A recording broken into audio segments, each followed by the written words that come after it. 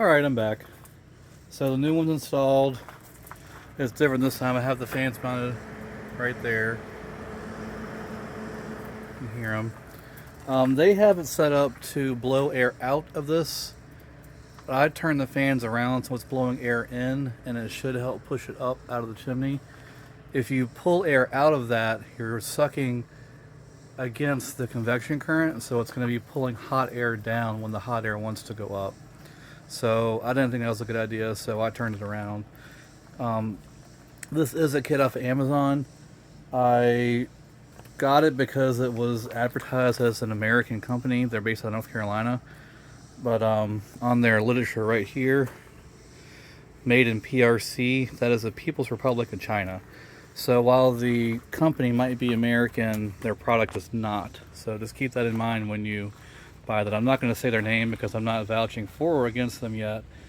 So we'll see how it goes.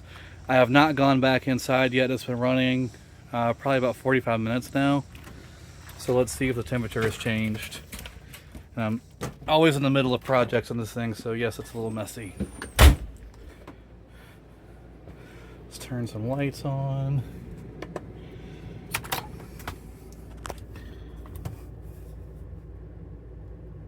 And we've already started to drop some temperature. So it is working. I'm going to expect tomorrow is right around 40 degrees where it's supposed to be. This is the refrigerator I have. Works good with the fan. But anyway, that is just a little tip for getting an RV refrigerator to work better. Really, you don't need to have a fancy fan. At one point, I just had a regular computer fan in there, hooked straight to power, that just blew air up. You don't need a ton of air. This is a 2-fan kit that I put in here. It is overkill by a long shot.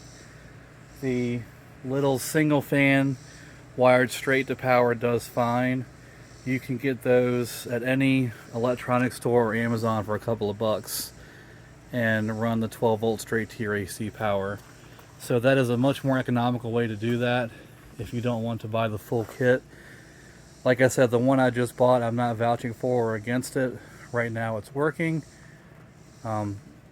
I do take a little bit of an issue with it being advertised as a American, North Carolina based company, but they have Chinese products and they try to hide it by saying PRC instead of China.